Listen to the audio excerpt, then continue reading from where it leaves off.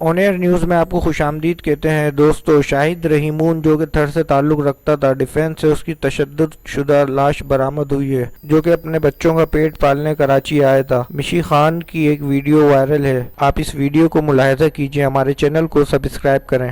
آج یہ اگر ٹرینڈ نہ چلے سوشل میڈیا پہ تو پولیس بھی جو ہے سوئی ہوئی ہوتی ہے، حرکت پہ نہیں آتی۔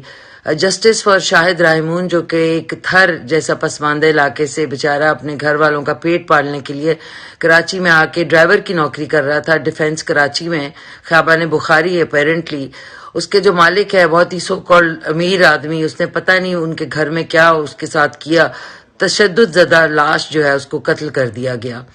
سو میری ریکویسٹ ہے خدا را کرمنلز کو، ان لوگوں کو سزا دیں۔